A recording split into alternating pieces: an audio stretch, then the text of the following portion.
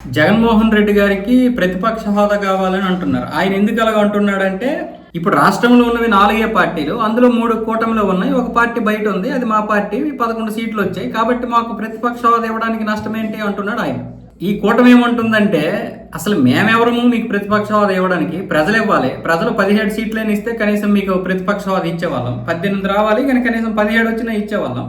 ప్రజలు మీకు ఇవ్వనటువంటి తీర్పుని మేము ఎలా ఇస్తాం? మాకు హక్కు లేదంటూ, రాజ్యాంగాన్ని మేము మార్చలేమంటూ కూటమి ప్రభుత్వం చెబుతోంది. ఇలాంటి సమయంలో కనీసం నాకు ఒక ప్రతిపక్ష హోదా నేతకి ఇచ్చినటువంటి సమయమైనా ఇవ్వండి, దానికోసం ఒక హామీ ఇవ్వండి అని తన ఎమ్మెల్యేలు అయితే పంపించినట్లుగా తెలుస్తోంది. కానీ వాళ్ళు అలా హామీ ఎలా ఇస్తారు? ఇంత సమయం ఇస్తామని హామీ ఇవ్వలేరు. మీరు అసెంబ్లీకి వెళ్ళి మాట్లాడినప్పుడు మైక్ కట్ చేస్తే 2-3 నిమిషాల్లో నేనే సమస్య మాట్లాడుతాను, అలాంటప్పుడు ఎందుకు రావాలి నేను అని మీరంటే అప్పుడు ప్రజలు నమ్ముతారు. ప్రజలు కూడా మీ మీద విశ్వాసం చూపిస్తారు.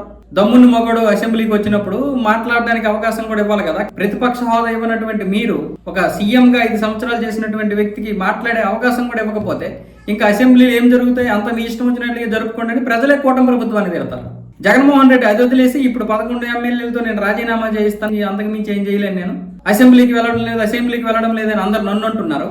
నా ఎమ్మెల్యేలు వెళ్ళమని నేను చెప్పాను, వాళ్ళు ఏమొచ్చేసి సమయం ఇస్తామని హామీ ఇవ్వరు. నా ఎమ్మెల్యేలు ఏమొచ్చేసి వెళ్ళడం లేదు, నేను వెళ్ళడం లేదు కాబట్టి వాళ్ళు వెళ్ళడం లేదు, నేనేం చేస్తాను?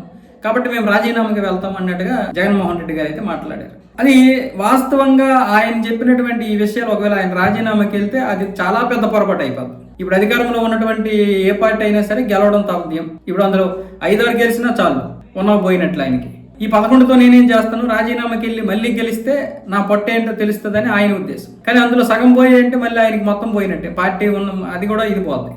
కాబట్టి ఇలాంటి పరిస్థితుల్లో ఆయన ఇలాంటి రాంగ్ డిసిషన్ తీసుకుంటాడని అనుకోము. కాకపోతే ఆయన అసెంబ్లీకి వెళ్తే బాగుండేది. ఇది మాత్రం వాస్తవం. ప్రజలు మాత్రం ఇప్పుడు ఏమంటున్నారు? ఫస్ట్ అసెంబ్లీకి వెళ్ళు, ఒకవేళ వాళ్ళు మైక్ ఇవ్వకపోయి 5 నిమిషాల్లో 6 నిమిషాల్లో కట్ చేసేస్తే అప్పుడు తప్పుకు దొరికిపోతుంది కదా అనేది అందరూ అంటున్నారు. కానీ మరి ఆయన ఎందుకో మరి భయపడుతున్నాడు.